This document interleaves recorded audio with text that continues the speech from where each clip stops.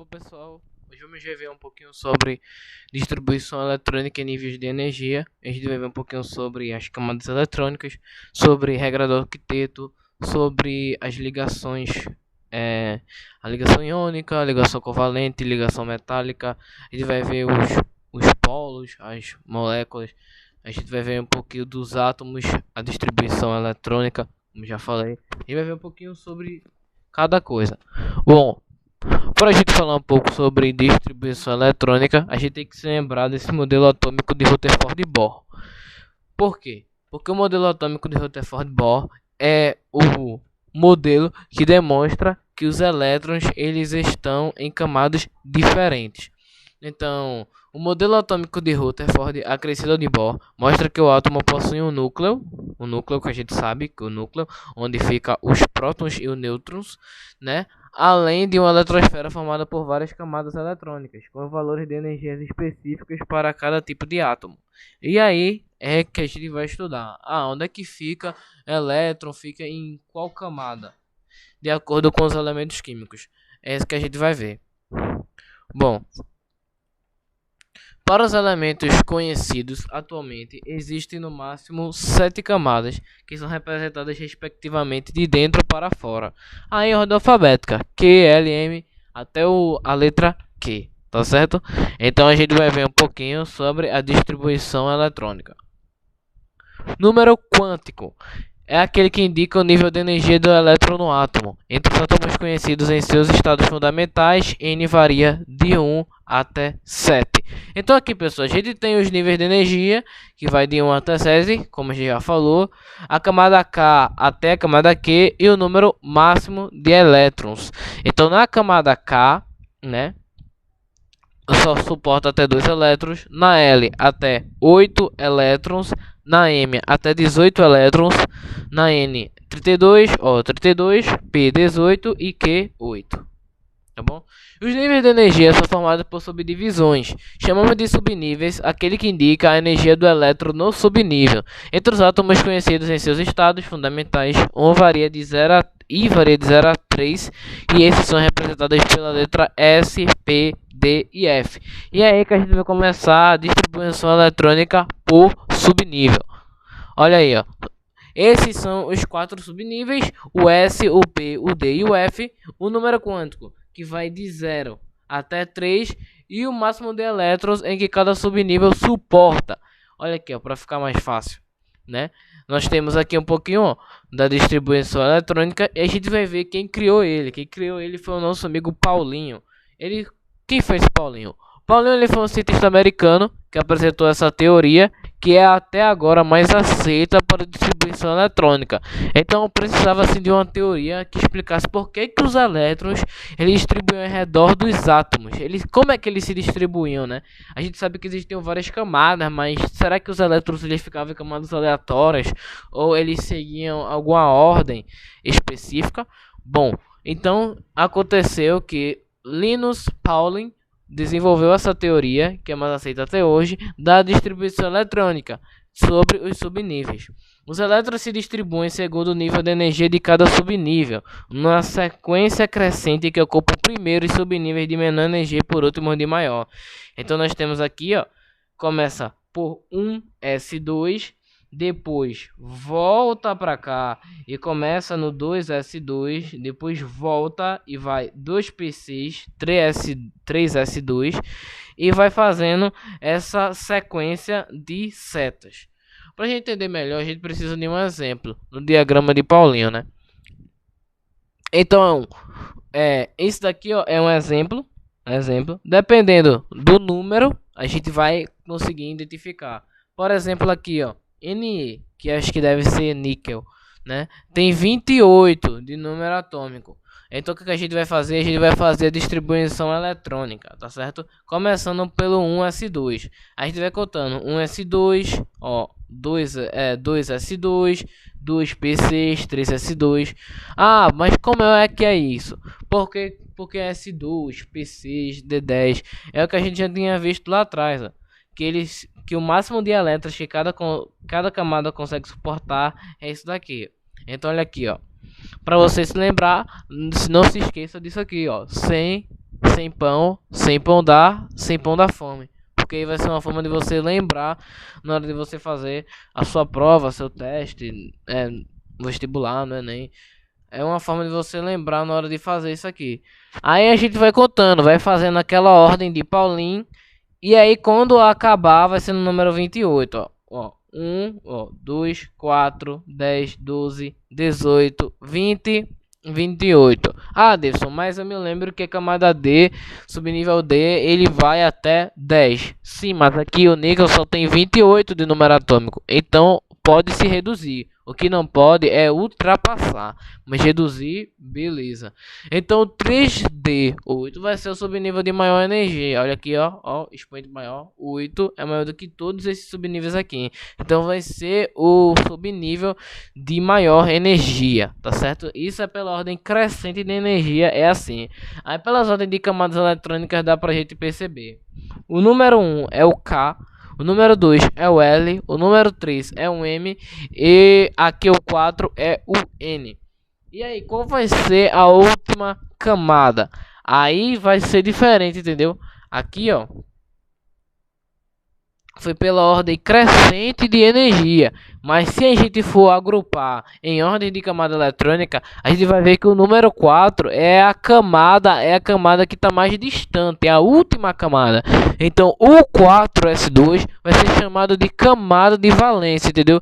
Ó, para você não se esquecer, o subnível de maior energia é aquele que tem o maior expoente.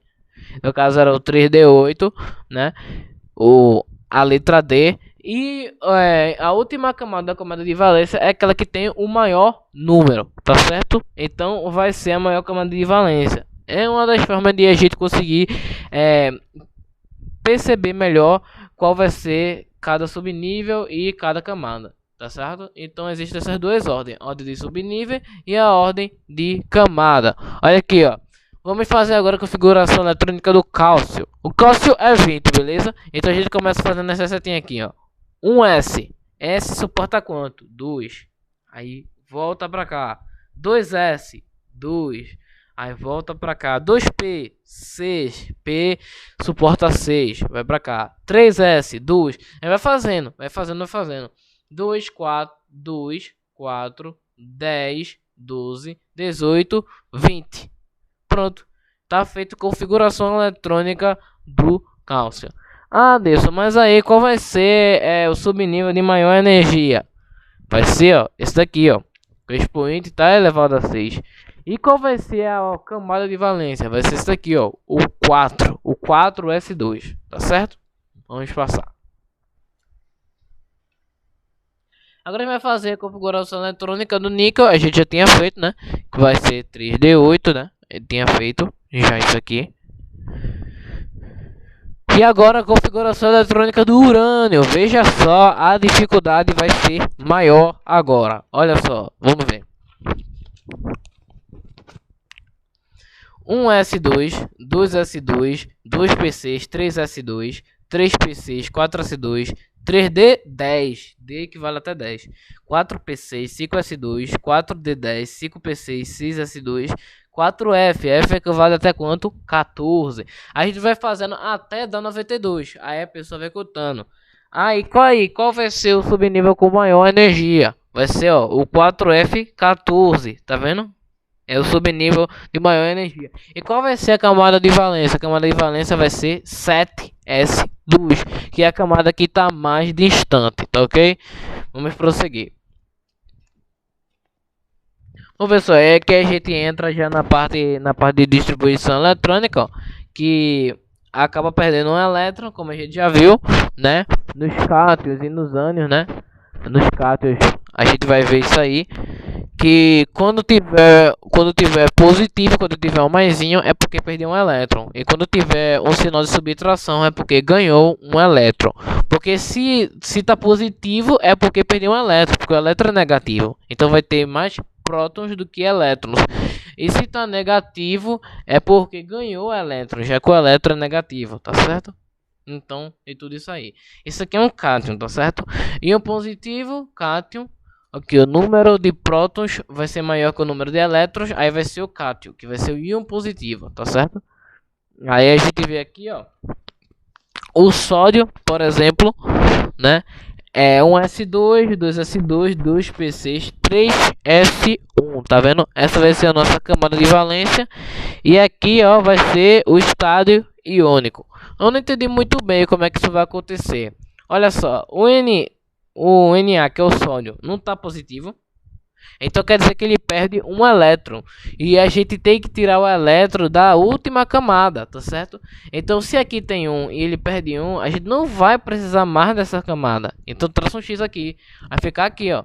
Um S2, 2S2, 2P6. E vai dar igual a 10, que é o número atômico. Esse é o estado iônico, tá certo? Tem a configuração eletrônica do magnésio, né? Aí é a mesma coisa. 25, 2 mais. Aí a gente acaba cortando aqui, ó. Aqui, ó. Na última camada, no caso o 4, o 4S2, a gente corta. Passa um traço aqui, já que não vai precisar mais.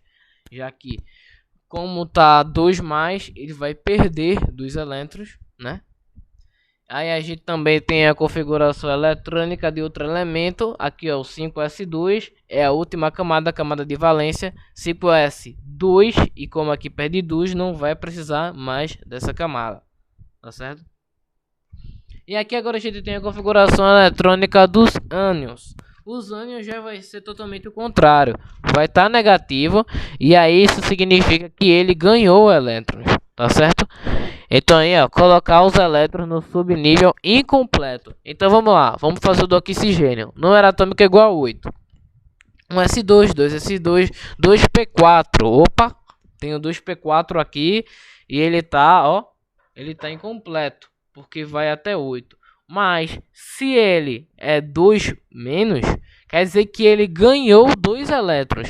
Então vai ser 2P6. Aí vai ficar assim, ó, 1S2, 2S2 e 2P6, tá certo? Aí a gente tem mais configuração eletrônica, ó. No F2, 2S2, 2C2, 3P6, 4S2, 3D10. Aí a gente vai aqui, ó, para 4P. Vai aqui para 4P. Se a gente for contar, dá 10, 12, 18, 20, 30. Aí aqui, ó, vai ficar até 5, porque não é 35, mas como aqui tá negativo, quer dizer que ele ganhou um elétron. Aí vai ficar 6. Aí vai ficar 4P6. A gente tem mais configurações eletrônicas seguindo esse exemplo, né? Aí agora a gente vai ver um pouquinho do bloco da tabela periódica por subnível. Aí, ó, esses daqui são os elementos representativos do bloco S, né? Onde tem aqui os alcalinos terrosos, tem os metais de transição, que eles ficam por aqui. Tem os elementos representativos do bloco P, onde fica os grupos do carbono, do nitrogênio, do boro, dos halogênios, halogênios, calcogênios, onde fica todo esse grupo aqui. E aí a gente tem os metais no bloco F, tá certo? Então é aqui onde fica localizado os subníveis. Aí agora, pessoal, a gente vai ver um assunto bem interessante, que é as propriedades periódicas. A gente vai ver um pouquinho como é que elas se comportam. As propriedades periódicas atômicas são representadas pela periodicidade dentro da tabela periódica. Uma propriedade periódica apresenta o mesmo comportamento em todos os grupos e períodos da tabela. Então, temos o raio atômico, a eletronegatividade e a eletropositividade, a energia de ionização e a afinidade eletrônica. É isso que a gente vai ver, ó. O raio atômico, ele vai de cima para baixo e vai da direita para esquerda. Então, os que estão aqui, ó, tem maior raio atômico, e os que estão mais distantes têm o menor raio atômico. Então, a gente vai ver que eles vão se comportar diferente. A eletronegatividade vai ser assim, ó. Exclui os gases nobres, porque eles são os diferentes lá. Os gases nobres, eles são bem diferentes, né? Como a gente já sabe.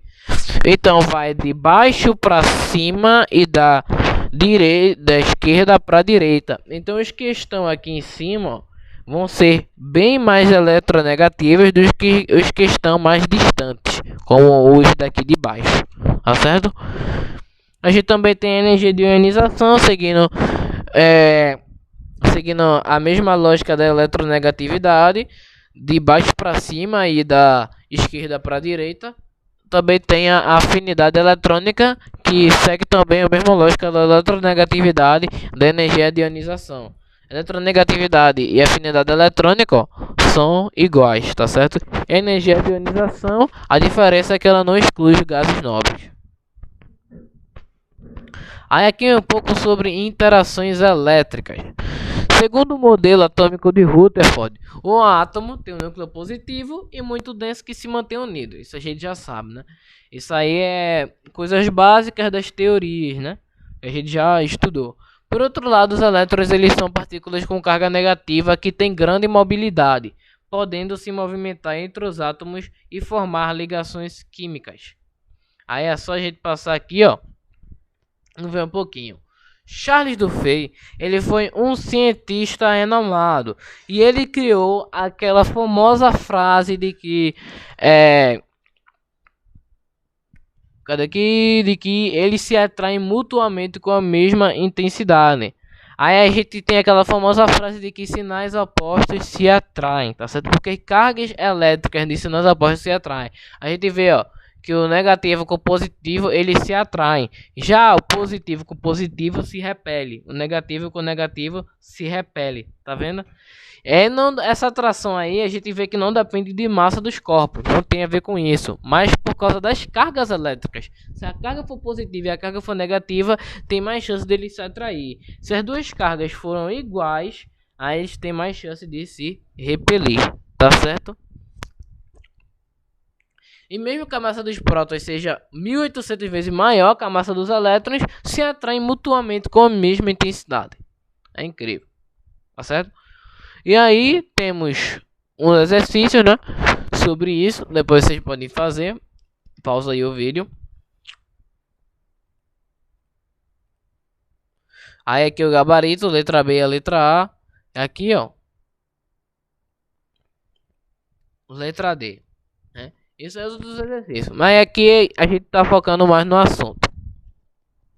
Agora, distanciando um pouquinho sobre essa parte de propriedades periódicas, interações elétricas, né, distribuição eletrônica, a gente vai um pouquinho sobre definição de elemento, substância e mistura. O que é que acontece para que eles sejam... A definição aí, essas coisas, né? Elemento químico é um conjunto de átomos com o mesmo número atômico. Já as substâncias podem ser formadas por apenas um elemento químico ou mais. E considera-se mistura quando há a junção de mais de uma substância. Então vamos fazer aquela escalinha, né? Elemento químico está dentro de substância e substância está dentro de mistura. Elemento químico. Nós temos vários, temos oxigênio, os elementos químicos da tabela periódica que a gente já conhece, né? É cálcio, cobre, ferro, ouro. Aí todos os elementos químicos que estão lá na tabela periódica, né? Aí esses são elementos químicos. As substâncias são formadas por elementos químicos. Pode ser um? Pode. Pode ser mais de um? Também pode. E mistura é quando há a junção de mais de uma substância. Então, elemento químico dentro de substância, substância dentro de mistura. Olha aqui, ó, a diferença de substâncias, né? Misturas são formadas por substâncias, tá certo? Substâncias são formadas por elementos químicos. Então, isso aqui é uma substância, ó. Isso aqui é substância, isso aqui é substância. E aqui são misturas. Aí agora a gente vai ver um pouquinho sobre substância pura. Simples, compostas, tá certo? Olha aqui. Substância pura. O que é a substância pura? É aquela que não contém pureza, não contém sujeira, tá certo? Impurezas, não contém nada, só contém a substância, né? Apresentando propriedades físico-químicas características. Então, temos as simples e temos as compostas. Olha só. As simples são aquelas que são formadas por um único tipo de elemento químico. Deus, como assim? Eu não entendi. Olha só. H com H, temos o H2. O com O fica O2. E cloro com cloro fica cloro 2. Tá vendo? A gente vê que só tem um elemento químico. Aqui só tem hidrogênio, aqui só tem oxigênio, aqui só tem cloro. A gente percebe isso. Agora, nas compostas, elas são formadas por mais um tipo de elemento químico. Por exemplo, aqui tá junto, ó, cloro e hidrogênio. Então aqui vai ser mais de um elemento químico. Aí são substâncias compostas. Aqui, mesmo esquema, tem mais de um elemento químico, substâncias compostas. A gente agora tem mistura de substâncias, tá bom? Temos as misturas homogêneas, misturas heterogêneas, que com certeza vocês já devem ter estudado no quinto, sexto ano, lá atrás. Mas é sempre bom a gente relembrar, porque sabe muitas coisas que a gente vai estudando e a gente acaba se esquecendo das coisas que estudou lá atrás. Mas, a gente pode perceber que as misturas elas podem ser classificadas em dois tipos: misturas homogêneas e misturas heterogêneas. Ah, mas como assim? Eu não entendi nada, velho. Ó, misturas homogêneas são aquelas que apresentam um único aspecto. É o aspecto monofásico, tá certo? Por exemplo, se eu misturar água com álcool, eu vou perceber diferença? Não, ela realmente vai se misturar. Ela não vai mostrar outro aspecto. Mas se eu, por exemplo, misturar água e óleo, por exemplo, a gente vai ver a parte do óleo e a gente vai ver a parte da água. Mesma coisa é a água em estado líquido e o gelo. Já dá pra gente ver a água e dá pra gente ver o gelo. Agora, se eu misturar água e sal, água e álcool, vai ser mistura homogênea. Água e gelo, água e óleo, mistura heterogênea. Esses exemplos dá pra gente perceber porque é mais fácil, tá certo? A perceber. Então, essas são as substâncias. Agora a gente vai para a parte um pouquinho mais difícil, que é ligações químicas, tá bom? Isso aí entra em regra do octeto, mas vamos lá. Olha aqui, ó, um pouquinho sobre a regra do octeto, que é importante estudar. Ah, Anderson, o que é a regra do octeto? Não estamos lembrando o que é a regra do octeto, calma, a gente vai ver. Bom, como vocês sabem, a camada de valência é a última camada da eletrosfera, tá bom? E os elétrons, eles precisam estar estáveis, tá certo? Então, a regra do octeto estabelece que os átomos dos elementos ligam-se uns aos outros na tentativa de completar sua camada de valência, que é a última camada da eletrosfera. Ah, Anderson, mas como assim? O que é que eles precisam ter na última camada? Eles precisam ter, ó, 8. Por isso que é a regra do octeto. Então, na maioria das vezes, quando os átomos do elemento se encontram com outros, eles tentam fazer uma ligação. Anderson, mas eles doam os elétrons para outro, eles usam do mesmo elétron. O que é que eles fazem? É isso que a gente vai ver. A gente vai ver 3 tipos de ligações que falam sobre essa regra do octeto. A denominação regra do octeto surgiu em razão da quantidade estabelecida de elétron para a estabilidade de um elemento. Ou seja, o átomo fica estável quando apresenta em sua camada de valência 8 elétrons. A gente vai começar pela ligação iônica. A gente vai começar pela definição, tá certo? Então temos 1A, 2A, 3A, 4A, 5A, 6A e 7A, tá certo? Aqui temos os metais, aqui temos os ametais. Bom, aqui do 1 a 3 perde, do 5 a 7 ganha e o 4 compartilha, tá certo? Isso aí é muito importante para a gente perceber. Aqui são metais e aqui são metais. Metais perdem, mas metais ganham. Tá certo? As ligações iônicas, elas são as ligações entre esses dois, ó, esses dois legaizinhos aí, que são os metais e os ametais. Ah, Adelson, vai ser sempre assim? Vai. As ligações iônicas são entre metais e ametais, tá certo? Como, por exemplo, o sódio e o cloro. Tá bom? O magnésio e o cloro. Então aqui, ó, os átomos se unem a partir da transferência de elétrons. Então aqui eles vão entregar um elétron para o outro, e um átomo ganha e o outro perde elétrons para obter o octeto, porque eles precisam ser estáveis, tá bom? E o 4A apenas compartilham os elétrons e tendem a formar ligações covalentes, mas aí já é outra ligação, tá bom? A gente está primeiro estudando ligação iônica, para depois a ligação covalente e depois a ligação metálica, tá bom? Aí nós temos as ligações iônicas, que são as ligações que ocorrem de metal para um metal, como a gente já viu. O metal ele perderá elétrons e vai se tornar um cátion. E o ametal ganhará os elétrons cedidos e tornará-se um ânion. Isso é muito importante, porque olha só, o metal ele vai perder elétrons, vai se tornar um cátion. Então o que vai perder vai ser o metal. Então é ele que vai dar os elétrons para o ametal. E assim ele vai se tornar um ânion e vai obter a regra do octeto. Tá bom? Agora a gente vai ver uns exemplos, como o sódio e o cloro, tá bom? Aí a gente vai ver, ó. Número atômico, 11, ok? Vamos lá. 1s2, 2s2, 2p6, 3s1. Aí o número atômico 17, ó. 1s2, 2s2, 2p6, 3s2, 3p5, tá bom? Aí a gente vai ver aqui, ó. A ligação aqui, ó, vai transferir. Como o sódio, ele tem um a mais, ele vai fazer uma junção aqui, ó, com o cloro. E aí, ó, vai entregar um elétron pro cloro. E aí, se a gente for contar, 3, 6, 7, 8. E aí o cloro, ele vai conseguir obter a regra do octeto. A gente vê aqui, ó, 3s1, que é a última camada, e aqui, ó, 3s2 e 3p5. Tem 7. Aí, ó, o que o sódio vai fazer? Vai entregar um elétron pro cloro para que fique 8 e ele consiga obter a regra do octeto, né? Porque aqui já tem 8. Aí aqui, ó, já tem 7 e eles precisam ficar estáveis. Então vai doar um elétron para que aqui fique 8. Anderson, mas o que acontece com o sódio? Ele vai ficar com 0? Não, gente, porque aí a última camada vai passar pro 2. E se a gente for ver o 2, ó, tem 2 aqui, 6 aqui, vai ficar 8. E vai ficar tudo massa, tá bom? Então, o sódio vai entregar o elétron para o cloro para que os dois fiquem estáveis, tá ok? E a gente vê, ó, aqui, ó, tem um sobrando, ele vai entregar para o cloro para ficar assim, entendeu? Então a ligação iônica ela se dá pela transferência de elétrons, tá bom? Eles não vão compartilhar elétrons, eles vão entregar os elétrons.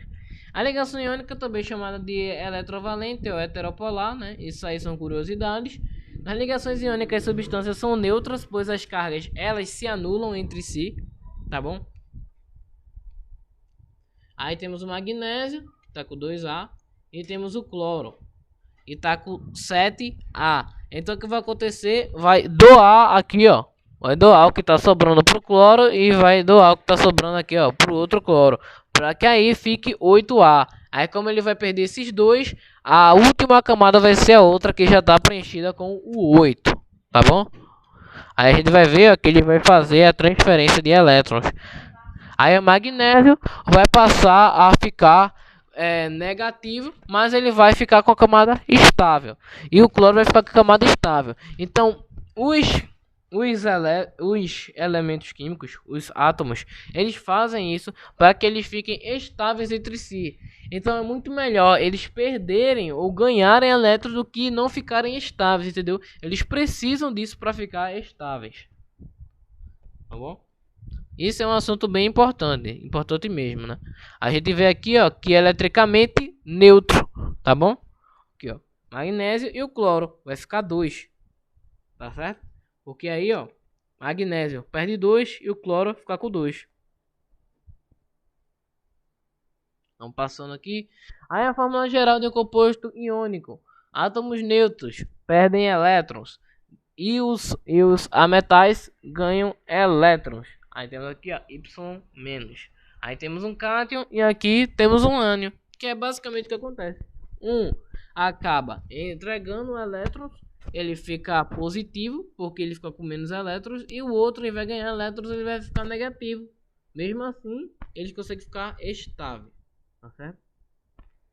O importante para eles é isso.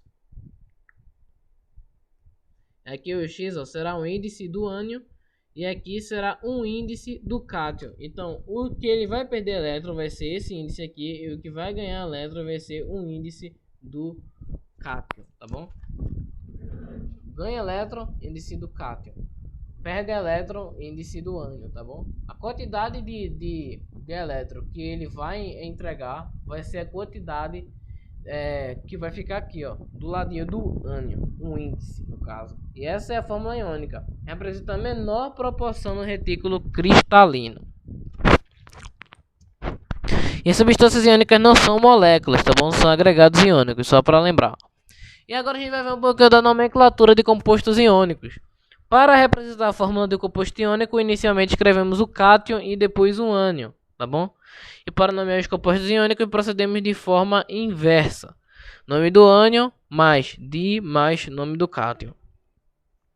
Aqui, ó, o exemplo que a gente viu. CY e AX. O Y aqui, o número dele vai vir para cá e o X vai vir para cá, para o outro lado. Características dos compostos iônicos. Não conduzem corrente elétrica no estado sólido. Então, não conduz. Se for sólido, ele não conduz. Não pode ser sólido. Os íons se ligarem, neutralizam suas cargas e impedem que a corrente elétrica flua, porque eles vão ficar estáveis. Conduzem corrente quando fundidos em solução aquosa. Aconteceu o processo de fusão ou solvatação. Com a adição da água, os íons separam-se, permitindo a passagem da corrente elétrica, tá bom? E eles são sólidos a temperatura ambiente por causa da força de atração entre os cátions e o ânion. E eles possuem outros pontos de fusão e de ebulição. Para romper as ligações iônicas é necessário adicionar muita energia. Por isso, os pontos de fusão e ebulição são altos. Isso é um pouco de parte teórica sobre as características de cada composto. Temos a definição de cada um.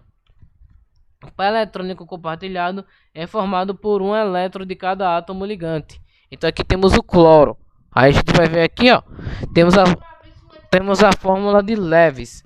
A fórmula de Lewis é muito importante porque aí a gente já vai para outro. Lembrando que aqui já vai ser, ó, outra ligação. No caso, a ligação covalente. Então, a ligação iônica é dada pela transferência de elétrons. A ligação covalente é dada pelo compartilhamento de elétrons. Então, vai ser sempre entre a metais hidrogênio e hidrogênio e hidrogênio. Aqui a gente tem o cloro, ó. O cloro, que são a metais, claro, né? Aí aqui a gente vê, ó, o cloro tem 7, 2, 4, 6, 7. E o outro cloro tá com 7 também. Aí o que é que eles vão fazer para ficar com 8? Vão dar uma de gênio. Vão compartilhar os elétrons.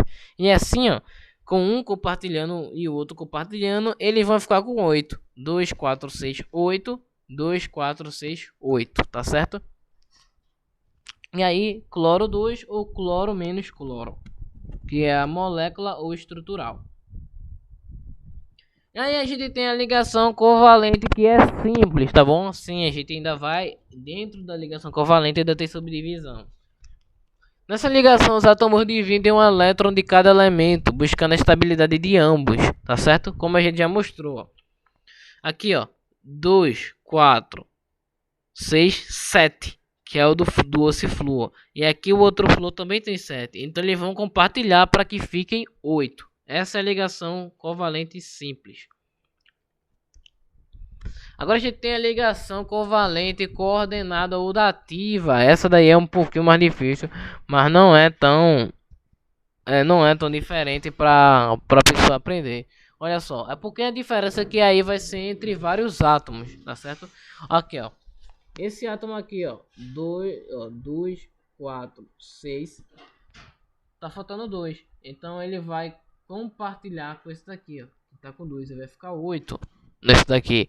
Aí no S tem 2, 4, 6, vai compartilhar com esse daqui, aí vai ficar 8. Esse daqui, 2, 4, 6, compartilha com esse daqui que vai ficar 8. E aqui, ó, 2, 4, 6, vai compartilhar com esse que vai ficar 8. Então esse compartilhamento, ele é importante demais para eles, tá bom?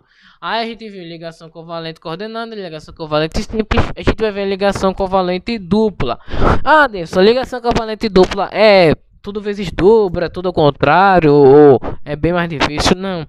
Na verdade é porque a gente estava vendo o compartilhamento entre somente um elétron. A diferença aqui é que vai ser com 2 elétrons. No caso aqui, ó, 2, 4, 6, 8. 2, 4, 6, 8. Eles vão compartilhar elétrons.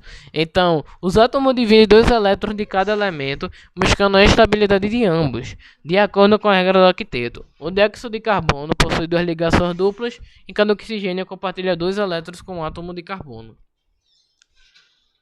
Ligação covalente tripla vai ser a mesma coisa, só que aí, ó, vai ter, mais compartilhamento, tem 2 e aqui tem 3, aí vai ficar 5 do nitrogênio.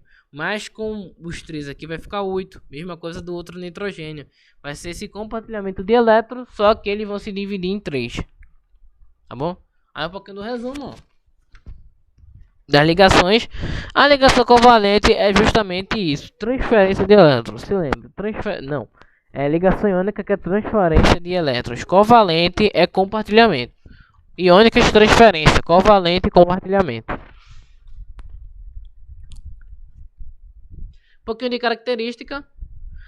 A ligação covalente é caracterizada pelo compartilhamento de elétrons. Ocorre preferencialmente entre elementos não metálicos com elevados potenciais de ionização e alta afinidade eletrônica. Exemplo de ligação: hidrogênio e hidrogênio, hidrogênio não metal e não metal, que no caso são os ametais. A gente tem um pouquinho de alotropia, que é a propriedade química que permite a formação de uma ou mais substâncias simples diferentes a partir do mesmo elemento químico. Então a gente tem um oxigênio, né? Mas se ele ficar, ó, se ele for elevado a 2, aí ele vai virar o gás oxigênio, mas se for a 3 vai ser o ozônio, carbono. Com N vai ficar grafita e aqui vai ficar diamante. Aqui vai ficar vermelho e aqui vai ficar branco. Aqui vai ficar monoclínico e aqui rômbico. Mas isso aí é a diferença da atomicidade, estrutura, e outras coisas. Aí são as variedades alotrópicas dependendo do elemento químico. Se for mais de uma substância, uma ou mais substâncias simples, vai ser diferente. Ligação metálica vai ser a ligação mais desorientada que tem, porque os elétrons eles simplesmente ficam livres, tipo, soltaram os caras lá, os elétrons, simplesmente soltaram, tipo, toma aí, tu compartilha aí as coisas lá. Aí os elétrons eles ficam assim, ó, pela eletrosfera, não tem uma regra que se diga, nossa, que regra, não tem regra não, eles ficam livres, tipo, livre estou, tipo assim, velho, eles não tem uma regra que diga, minha nossa, mas que regra, que eles vão fazer transferência ou vão doar. Não. Nem vão compartilhar. Eles ficam livres. Bom? Então, já que não tem muito que aprender, já que eles ficam livres, a gente vai ver um pouquinho sobre característica. Boa condutividade térmica e elétrica. Claro, são metais. É um negócio aqui. Sólidos em temperatura ambiente, com exceção do mercúrio, são brilhantes, apresentam elevados pontos de fusão e de ebulição, e metais puros são formados por aglomerado de átomos, tá certo? Aí a gente vai falar um pouquinho sobre as ligas metálicas, tá bom? Já que eles são formados por essas ligas metálicas. Tem o aço comum, o aço inoxidável e o bronze, que são ligas metálicas que são compostas de ferro e carbono, o aço inoxidável de ferro, carbono e cromo, tá certo? Isso aí são as ligações do aço e do bronze. A gente tem um pouquinho de polaridade de moléculas. Então tem as ligações químicas, são polares ou apolares. Enquanto que toda ligação iônica é apolar, a polaridade da ligação covalente depende dos átomos presentes na molécula. Tá bom? Toda ligação iônica é polar, mas a ligação covalente depende dos átomos presentes na molécula. Então pode ser tanto polar quanto apolar. Aí como a gente pode ver aqui, ó. Na ligação covalente polar, os elétrons não são igualmente compartilhados. O átomo com maior eletronegatividade atrai os elétrons da ligação para próximo dele, formando assim um polo negativo em suas proximidades. Então o átomo ele pega tantos elétrons que ele forma literalmente um polo negativo. E os átomos que estão perto desse polo negativo ficam eletronegativos, tá bom? E um polo positivo na região próxima do átomo menos eletronegativo. Então, a ligação covalente polar, como já diz o nome, é por causa dos polos. Fica um grande polo aqui, ó, em um. E aí o outro ele fica perto, tá certo? Na ligação covalente apolar vai ser diferente, né? Os elétrons são igualmente compartilhados pelos átomos de ligação, que é o que a gente já estudou, né? Eles se ligam entre si, ó, como a gente já estudou, como faz o compartilhamento. Aí tem as interações moleculares, esse vai ser o último assunto para a gente encerrar. Aí tem as forças de polo induzido, dipolo permanente e as ligações de hidrogênio. A ligação de polo induzido vai ser a mais fraca dessas forças, né? Vai ser a mais fraca, tá bom? Ocorre entre moléculas polares, entre átomos de gases nobres ou entre moléculas polares e apolares. Quando se aproxima duas moléculas, o núcleo de uma delas pode ser atraído pela eletrosfera da outra. Chamamos essa interação de dipolo induzido, pois ela só existe a uma distância muito pequena entre as duas espécies. E resultado da movimentação momentânea dos elétrons, tem ligação apolar, a dipolo-dipolo ou dipolo permanente são forças atrativas que ocorrem entre moléculas polares, né? Aí tem isso aqui. Aí, ó, a dipolo induzido mais fraca, dipolo permanente é aquela que é mediana, e a mais forte vai ser a ligação hidrogênio, que são as que tem força intermolecular mais intensa, porque ocorre entre dipolos permanentes das moléculas, e que o polo positivo é sempre maior, é sempre o hidrogênio, e o polo negativo pode ser o flúor ou o oxigênio ou nitrogênio. Bom, pessoal, 41 minutos mais ou menos de aula. Bom, espero que vocês tenham gostado. Estude, né? O estudo é sempre o melhor para você, tá bom? Você vai conseguir alguma coisa se você estudar, se você tem conhecimento acumulativo. Então estude e faça o básico, certo? Obrigado e tchau.